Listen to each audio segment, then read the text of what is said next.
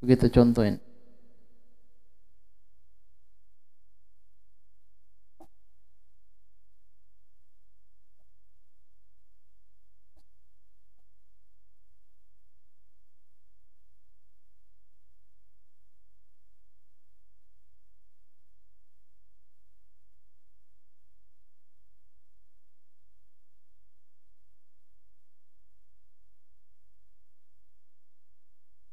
Nah, ini masjid. Nah, di masjidnya ada ini mihrab, ini pintu depan, samping, pintu samping. Ini ada imam di sini sholat. Ini makmum. Nah, ini pembahasannya. Kalau di sini, ini biasanya kan ada apa namanya? Ini sebelah sini masjid nih, ini teras nih kan? Nah, ini teras, nih. Nyambung. Ini teras, apakah dikatakan masjid atau bukan? Masjid bukan? Nah, ini dikatakan masjid. Ini masjid. Imamnya di sini. Si makmumnya sholatnya di sini.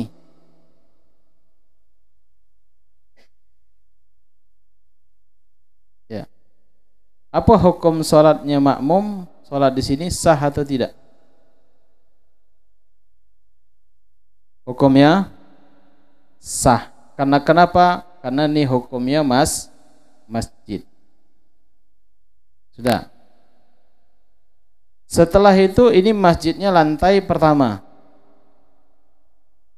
Dan makmumnya sholatnya di lantai kedua. Di sini di atas sholatnya.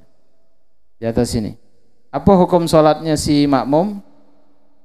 Hukum sholatnya makmum sah. Biarpun makmumnya sholat dewean. Imam sholat berdua sama makmum sini. Si makmum di atas sini di atas. Apa hukum sholatnya? Sah. Masalahnya biasanya kalau di sebelah sini ada makmum si kok naik di atas, biasanya musuhan dia biasanya. Ya. Ini hukumnya sah. Ini kalau di masjid. Nah, pembahasan yang kedua, ini imam. Si makmumnya sholatnya di sini. Nah, ini pintu masjid nih. Nah, sholat di sini, dewean dia. Apa hukum di sini? Ini hukumnya apa? Luar ya luar. Ini di luar masjid. Ini hukumnya luar masjid. Makmum bisa tak nengok imam? Tidak bisa. Imam bisa nengok makmum? Tidak bisa. Imam tidak bisa nengok makmum, makmum tidak bisa nengok imam. Ini sama kayak kita lagi sholat nih misalnya. Kalau makmumnya panjang, kita ngadap di depan pakai lihat, pakai pandangan samping, nampak tak makmum? Nampak kan? Apalagi ketika rukuk, nampak di belakang ada makmum. Ini tidak nampak, makmumnya tidak nampak, imamnya tidak nampak. Maka hukum sholatnya tidak sah. Ini di sini, apalagi di makmumnya sebelah sini. Nah, ini lebih jadi lagi tidak sah. Nah, ini juga tidak sah. Di atas sini tidak sah, di sini juga tidak sah. Ini pembahasannya masjid nih, masjid. Kalau musola, ini musola ini pintu. Nah, ini musola ini kaco, ini kaco, ini kaco. Makmumnya bisa nengok imam, imamnya bisa nengok makmum.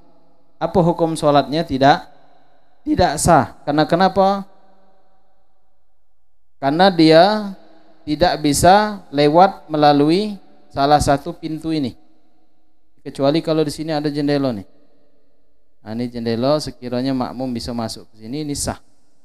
Maka kalau di Tarim itu ada masjid Syekh Abdurrahman As-Segaf itu di luar nih, pinggir jalan. Di depan, di belakang imam itu ada kayak syubak, kayak pintu kecil. Nah, pintu kecil itu kalau makmum jalan kayak gini bisa masuk ke dalam, bisa sampai ke dalam ke imam. Nah, ini biarpun panjang ke belakang lagi, ini hukumnya tetap sah. Nah, ini pembahasan 3 yang tidak sah.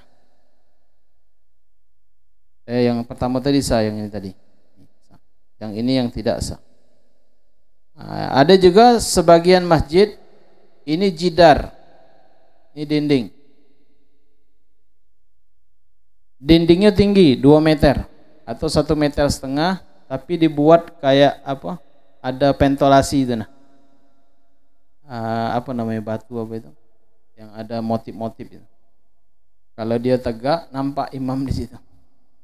Tapi dia tidak bisa lewat menuju ke imam. Apa hukum sholatnya? Nah, ini makmum ini. Hukum sholatnya si makmum tidak sah. Karena dia tidak bisa lewat ya langsung ke imam. Nah, yang jadi masalah sekarang, kalau zaman dulu kan pakai beton, pakai batu, pakai kayu, atau pakai pintu di sini ya. Nah, ini pakai pintu. Nah, ini imam di sini, makmum ini panjang sampai di sini. Dia dewean depan pintu. Pintunya ini ada 2 pintu, satunya ditutup, yang satunya dibuka. Tidak taunya angin kencang ketutup. Apa hukum sholatnya? Hukum sholatnya tetap sah. Dia cuma tertutup. Kalau makmumnya maju, didorongnya pintu kebuka. Yang tidak sah itu kapan? Ketika pintunya tadi dipaku. Tidak mungkin dia untuk melewati melalui langsung ke imam. Nah, sudah itu pembahasan pintu. Kayak mana seandainya ada kaca kayak di supermarket gitu, atau di swalayan, kalau kita masukkan kebuka dewek itu. Ya kan? Kalau kita sudah masuk jauh baru nutup, ya kan? Mau kayak pagar juga kayak gitu. Nah, ini posisinya kaca. Kebuka orang lewat atau mau sujud kebuka dia. Nah, orang tegak kebuka lagi misalnya.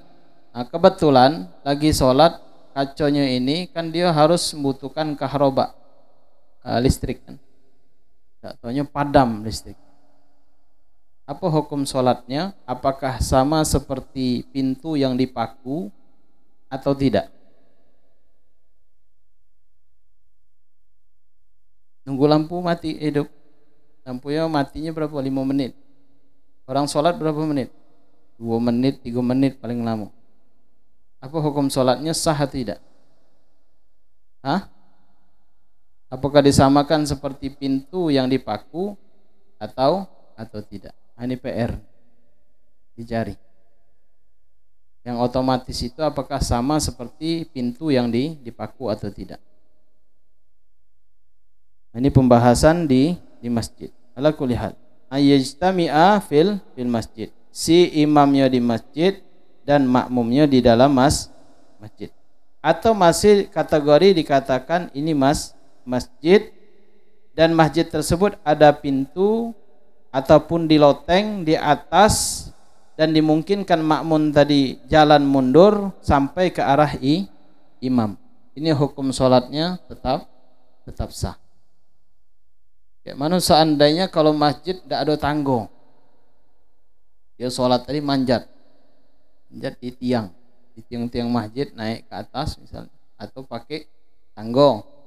Sudah dia sholat takbir, tanggonya dirobohi orang misalnya. Apa hukum sholatnya, sah atau tidak? Nah, ini pertanyaan. Apa hukumnya dia sholat di masjid tapi di loteng atas, kebetulan tanggonya roboh misalnya, apakah sah atau tidak? Nah, itu pertanyaan yang kedua.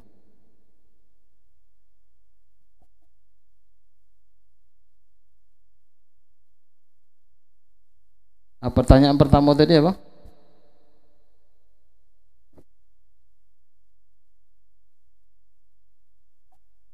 Iya. Soal yang kedua di atas loteng masjid tapi tanggonya roboh. Apakah sah atau tidak? Kira-kira sah? Kan dua pilihan, sah atau tidak? Hah? Nah, cari nasnya.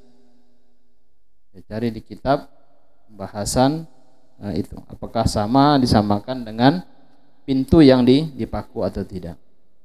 Ahibal kiram hadirin wal hadirat yang dimuliakan oleh Allah Subhanahu wa taala. Di sini ada sedikit kita baca. An yakuna ijtima' al-imam wal ma'mum alladhi khalfahu aw bi ahadil janibih wa kana kullu saffin imma fil masjid aw fi makani siwahu la yazid ma bainahuma minhu 300 zira' takriban. Wa la yadur ziyadatu 3 zira' wa nahwi wa magharibiha. Wa fi al-masjid la yadurul ba'd al-masafah. Jadi kalau di masjid biarpun jaraknya jauh tidak masalah. Ya, jaraknya jauh tidak masalah. Misal contoh depan rumah kita nih, misalnya di situ masjid. Ramai kalau Jumatan sampai keluar. Akhirnya jauhan ke masjid. Sudahlah sholat depan sini, ya Allahu Akbar. Apa hukum sholatnya? Sah atau tidak? Nah, ini pembahasan. Wa fi 300 dzira'in takriban. Kalau dia antara masjid, makmum dan imam jaraknya berapa? 300 dzira'. Satu dzira' itu segini.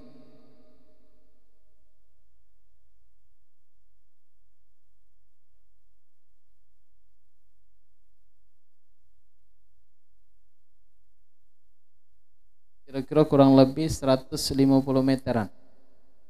Ya, 150 meter. Kurang lebih segitu. Dihitung dari mana? Dihitung dari imam, tegaknya imam atau tegaknya makmum, atau dihitung ujungnya masjid. Nah, yang dihitung adalah ujungnya masjid. Bukan makmum ataupun imam. Ujung masjid. Itu hitungannya. Berarti inti tarik meteran dari ujung masjid sampai ke sini. Iya. Kalau 150 masih boleh. Kalau lebih daripada itu tidak sah. Nah, itu syarat seorang makmum mengikuti imam. Setelahnya lagi wa an yanwiyal qudwah awil jamaah. Si makmum dia harus niat qudwah, mengikuti imam, atau niat jamaah. Baik, contohnya usolli fardhu maghribi 3 raka'atin mustaqbilal qiblah makmuman, atau jama'atan, atau qudwatan. Biasa kalau kita pakai apa? Makmuman. Ya, sudah pakai itu bilang. Ya, pakai yang lain bingung. Ya, makmuman.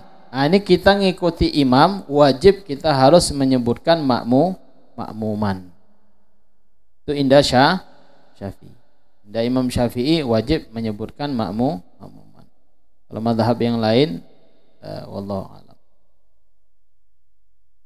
An-tsamin min asy-syurut as-sihhatul qudwah an yu'idil ma'mum al-qudwah aw al-itmam fil imam aw biman fil mihrab, atau usolli fardhu maghribi liman fil mihrab. Siapa yang ada di mihrab. Awil jamaah, atau niat jamaatan. Kan yaqulu muqtadiyan, atau niat muqtadiyan boleh juga. Usolli fardhu maghribi 3 raka'atin mustaqbilal qiblah muqtadiyan. Boleh. Atau mu'tamman. Boleh juga. Atau makmuman. Yang biasa kita pakai makmuman. Jarang kita dengar muqtadiyan atau mu'tamman, ini jarang. Atau jama'atan. Sholli fardhu maghribi 3 raka'atin mustaqbilal qiblah jama'atan.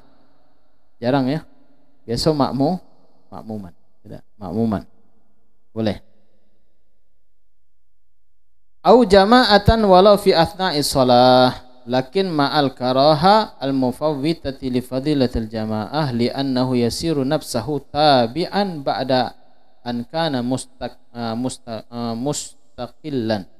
Walau taba al-muqasid bil niyatin talal intidhar urfan, walau taba al-imam qasdan fi fi'li bila niyah tala intidhar urfan batalat salatuhu aw ittafaqa aw ba'da intidhar yasir tulil bila mutaba'atil fala. Ala kulli hal. Nah, jadi ketika kita mengikuti imam, niatnya boleh muqtadiyan atau mu'tamman atau makmuman atau jamaatan. Itu boleh. Tapi biasa kita pakai makmuman. Nah, jadi intinya seorang makmum wajib dia niat qudwah atau niat jamaatan. Tapi ada yang bilang, Beb, ada sebagian orang itu takbir beda katanya, langsung Beb. Sampai ke masjid langsung. Fatihah dia diam. Imam rukuk dia rukuk, i'tidal sujud, salam imam salam dia salam, tapi salamnya diam. Nah, itu imam yang tanggung jawab. Ya, dosanya imam yang tanggung jawab. Nah, imamnya mungkin kayak itu juga. Jadi kalau dalam madhab kita Imam Syafi'i kan ada rukun itu kan rukun qauli. Rukun qauli itu apa? Di antaranya adalah takbiratul ihram. Allahu akbar. Telinga kita yang kedengaran harus wajib rukun. Yang kedua adalah qiraatul Fatihah, baca Al-Fatihah.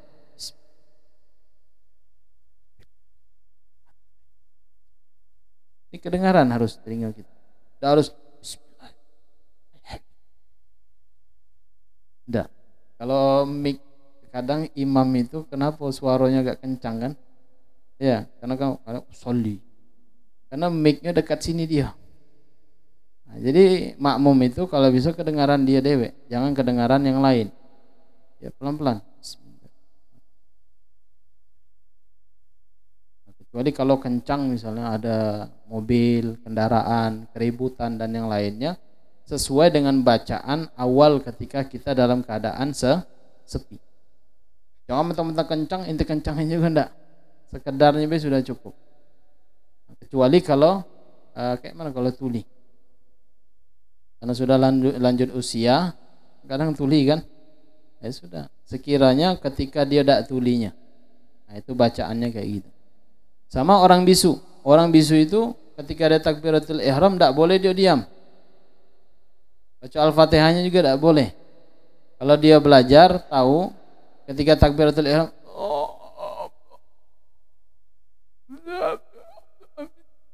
nah itu ya cuman repot juga.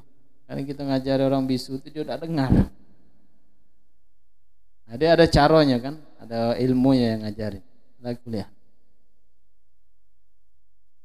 Mana enak ngajarin orang yang dengar bisa ngomong atau orang yang bisu tidak dengar?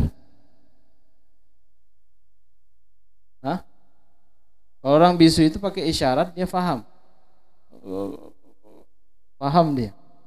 Tapi coba orang yang tidak ada bisu yang dengar, kita ajak bahasa isyarat, tidak paham dia. Kadang kita ngomong sekencang dia tidak paham. Apalagi adzan di masjid tiap hari adzan dia tidak dengar. Nah, ini yang repot. Kalau yang bisu, yang peka itu masuk akal karena dia tidak dengar.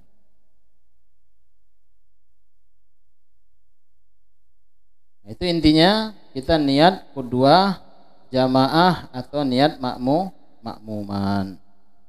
Kecuali imam. Kalau imam dia tidak wajib menyebutkan imaman.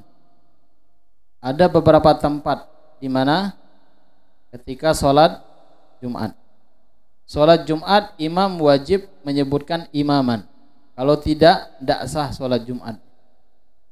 Kedua, ketika sholat muqaddam bil matar, sholat jamak takdim ketika hujan. Ini wajib dia ketika jadi imam wajib menyebutkan imaman. Setelah itu sholat i'adah. Sholat i'adah ini sholat yang diulang. Diulang bukan karena tidak sah atau kurang syarat rukun, enggak. Karena pengen ngulang sholat. Kami biasanya kalau di masjid di Syekh Ali, ada di Zawiyah Syekh Ali itu. Kalau siang sudah sholat zuhur, habis qada makan siang, pergi ke Syekh Ali, ada taklim di sana. Nunggu Habib Abdullah Ainut Tarim, beliau sholat zuhur. Beliau mungkin sudah sholat juga. tapi sholat lagi di masjid jam 2an kurang lebih. Itu sholat, kalau sholat salam baru taklim di atas. Nah, i'adah. Nah, yang terakhir adalah sholat mandurah, sholat yang dinadarkan. Itu wajib dia menyebutkan imaman. Nah, setelah itu ketika kita mengikuti imam, wa an yuwafiqa nadhmu sholataihima, antara sholat makmum dan imam urutannya harus sama. Tidak sah misalnya imamnya sholat gerhana, si makmumnya sholat apa? Sholat zuhur misalnya, atau sholat isya, gerhana bulan atau gerhana matahari, karena gerakannya berbeda. Atau misalnya imamnya sholat janazah, jam berapa sholat janazah? Sholat janazah ini jam 1 misalnya, habis sholat zuhur. Ada satu orang nih masuk, imam nih takbir, ini lagi sholat, kirain sholat zuhur, takbirlah dia, Allahu Akbar.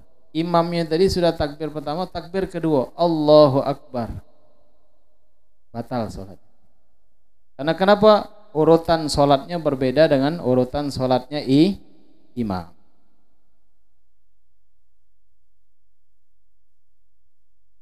Setelah itu wa an la yukhalifahu fi sunnatin fakhishatil mukhalafah, dan dia tidak boleh membedakan daripada sunnah-sunnah al-fakhish yang membedakan daripada imam. Contoh, misalnya imamnya tadi mau sujud tilawah, imamnya mau sujud tilawah, makmumnya sujud apa? Sujud sahwi, boleh tak? Ya, imamnya sujud tilawah, makmumnya sujud sahwi. Atau contoh yang lain, nah, di sini fakhisatul mukhalafah, imamnya di rakaat yang sudah masuk ketiga, si makmumnya belum rukuk sama sekali. Atau contoh yang lain, si imamnya tadi mukhalafatul fahish, imamnya ketika meninggalkan tasyahud awal. Nah, ini contohnya, imam meninggalkan tasyahud awal. Ketika berdiri imamnya tadi Allahu Akbar, makmum ini ada yang bilang subhanallah, akhirnya turun si imam tadi ngejar tasyahud awal, sedangkan makmum yang lainnya sudah tegak. Ini apa namanya? Sunnah, karena tasyahud awal ini hukumnya sunnah. Ketika dia balik lagi, si imamnya tadi, si makmumnya faham. Nah, makmumnya faham kalau dia ngikuti imam, hukumnya makmum apa? Batal. Ini hukumnya sunnah, ini sunnah fakhishatul mukhalafah. Tidak boleh diikutin. Nah, kalau si makmum yang ngikuti, maka makmumnya batal. Jadi kayak mana kondisinya, posisinya? Apakah tetap mengikuti imam atau niat mufaraqah? Nah, ini dia niat mufaraqah. Nah, ini contohnya di antara di bawahnya. Anal asyir minasyurutu sihhatul qudwah adam mukhalafatil ma'mum li imam fi kulli sunnati tafqushu mukhalafatu lahu fiha fi'lan aw tarkan. Walau taraka al-imam sajdatat tilawah wa sajadahal ma'mum. Seandainya kalau si imam meninggalkan daripada sujud tilawah, akan tetapi makmumnya sujud. Contoh misalnya, kata si imam fasjud waqtarib. Nah, ini kayaknya sujud nih, tilawah nih. Akhirnya makmum langsung turun dia. Si imamnya enggak, masih baca. Apa hukum sholatnya? Batal atau tidak? Si makmum batal tak? Aw sajadahal imam wa tarakal ma'mum, atau sujud imam, sujud tilawah, makmumnya enggak. Dalam hati makmum ini sesat. Kok ada sujud? Aturan ruku dulu kok langsung sujud. Misalnya dalam hati dia kan. Aw tarakal imam tasyahudul awal, atau meninggalkan imam tasyahudul awal wa tasyahudul makmum, makmum tasyahud. Batalat sholatul makmum, maka batal sholatnya si makmum. Kalau imam sujud tilawah, ente ngikuti imam. Ya. Kalau imamnya tidak sujud, jangan sujud. Ini ndak, makmumnya ini ngeyel. Ente ini kan ada pasjid waktarib, apa tidak sujud tilawah ente? Udahlah, anak turun dewek misalnya. Batal sholatnya si makmum. Atau sebaliknya kayak gitu juga, imam sujud tilawah, si makmumnya tidak mau. Capek ngantuk misal. Biasanya kapan? Subuh Jumat. Sudah lama sunnah juga.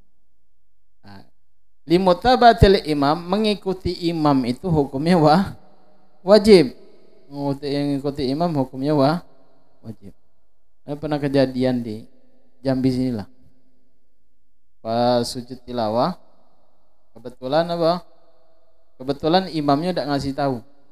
Kan biasanya kalau subuh itu kadang-kadang kan ada efek-efek ngantuk itu berat kan.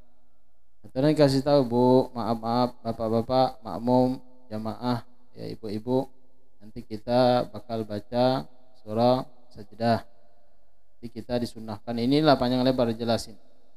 Nanti ketika ada kata fasjud waqtarib, kita langsung sujud 1 kali, setelah itu tegak menyelesaikan bacaan Al-Qur'an. Jadi dikasih tahu, ini enggak dikasih tahu, tiba-tiba langsung sujud. Ibu itu kan pakai apa? Pakai tirai kan? Enggak nampak. Nah, kiranya ruku lah ibu tadi. Ini ibu-ibu tuh ruku semua. Setelah itu Allahu Akbar, langsung nerusin suruh. Nah, kok ada i'tidal kata ibu-ibu tadi. Akhirnya ada yang batalin, ada yang nerusin, ada sebagian yang ada yang tahu, ada yang enggak. Akhirnya sudah Ustadz tadi balik, selesai, dapat cerita, Ustadz sesat. Tidak pernah kejadian di masjid ini Ustadz itu sesat. Orang ruku dia langsung sujud. Akhirnya dijelasi baru tahu dia, oh ibu-ibu itu dewek lah cerita.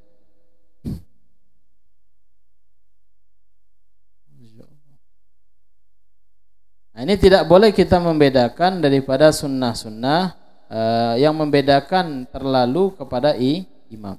Nah, tadi diantaranya apa? Meninggalkan sujud tilawah saja dalam makmum, tapi makmumnya sujud, itu batal sholatnya.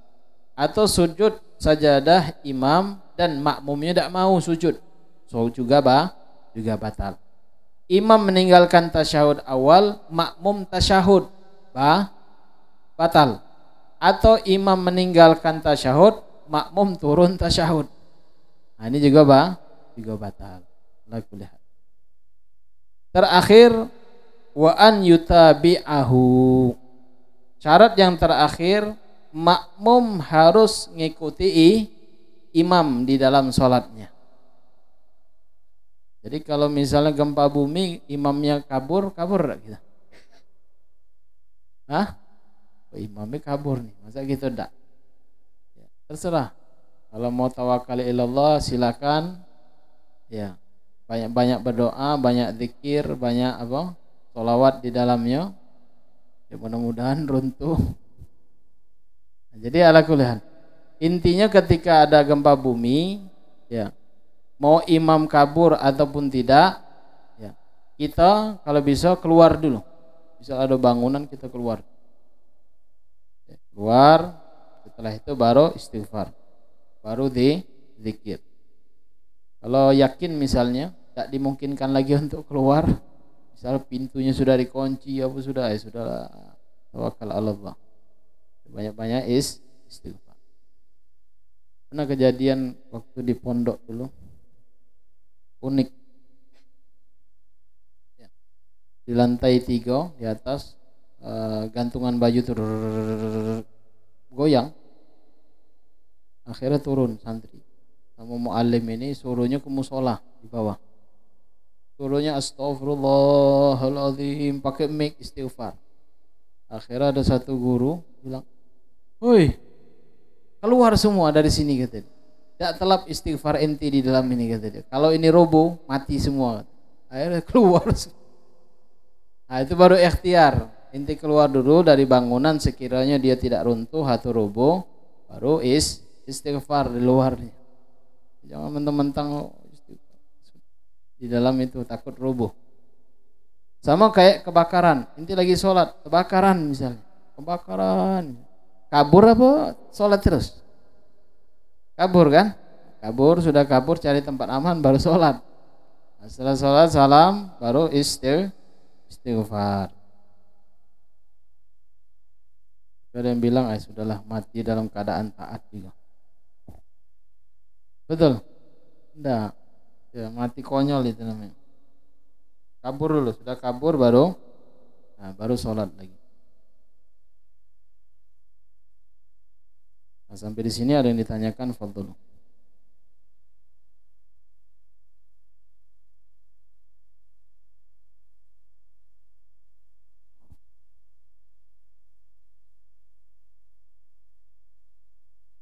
Mau nanya Beb, masalah habis salat Jumat itu kan ada sering kita baca Fatihah 7 kali, Qulhu, Al-Falaq, An-Nas 7 kali. Itu mana yang utama Beb? Ketika imam sudah baca doa tuh kan kita kalau bisa ikut tuh. Sementara kita belum selesai tuh baca yang 7 tadi. Kita ikut imam berdoa juga ngaminin atau kita fokus baca kelarin yang 7 tadi. Fatihah 7, Qulhu, Falaq, An-Nas. Afdolnya ngikuti imam. Afdol ikut imam. Iya. Imam doa yang diangkat, selesai doa, sholat sunnah, mau diteruskan zikirnya sambil bawa kendaraan juga tidak masalah. Ya. Nah, karena dia masih Jumat, diterusin zikir.